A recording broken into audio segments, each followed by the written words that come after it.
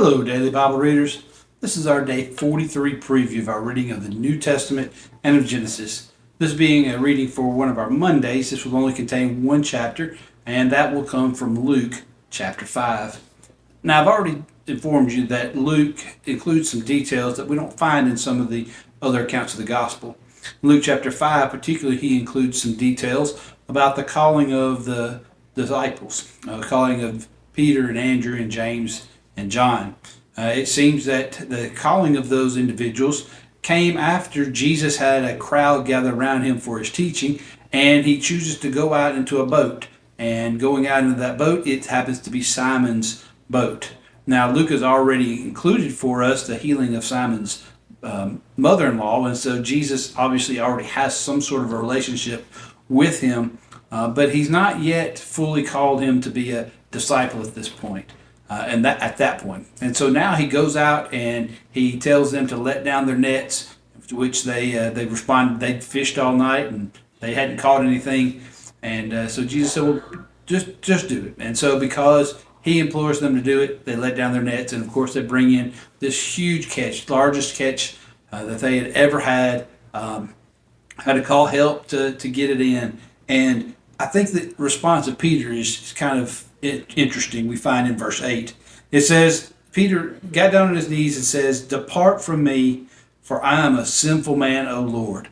And so Peter recognizes that he's in the presence of God, and in recognizing his overwhelming power that God has, he recognizes his unworthiness to be in his presence.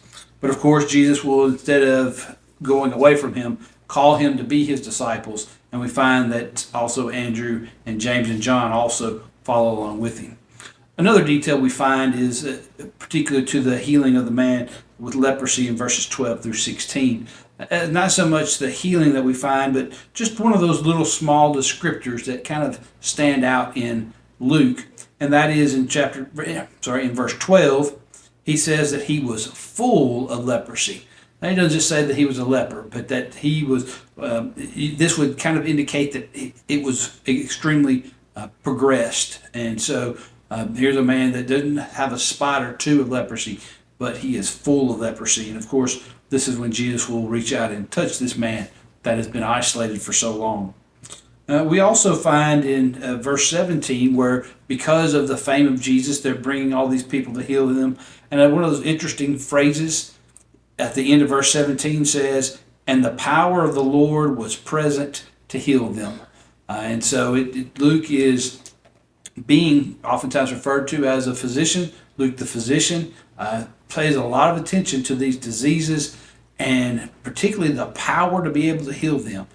Luke is making the case here, starting to build this case, that there was not a disease that they brought to Jesus that he didn't have the power to heal. And so as we go on through the chapter, we find also the calling of Matthew. And of course, as all of this is progressing, the Pharisees are beginning to question Jesus and his disciples. Question that Jesus is eating with tax collectors like Matthew, or Levi as he's referred to sometimes, and he also referred to in verse 29. And also why they're not fasting. See, the disciples of John fasted, and the disciples of the other Pharisees fast. And Jesus makes the case that I'm not like the old, I am the new. And so he tells them a parable about taking an old wineskin and putting a new patch on it. That those things just don't fit together.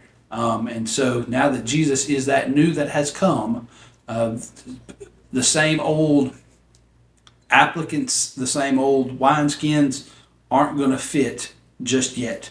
Now, he does conclude that with when the new wine must be put into new wineskins, and both are preserved. In other words, what he is bringing to them by putting this in this new context of these disciples and the way that they serve and follow, it's going to fit, not trying to squeeze in the old wineskins, some new wine and Jesus' new teachings.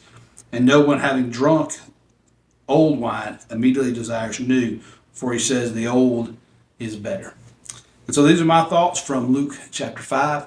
Hope they've been helpful for you. Hope you've been able to keep up with your reading. And as always, our prayer is that you allow the Word of God to be a lamp unto your feet and a light unto your path.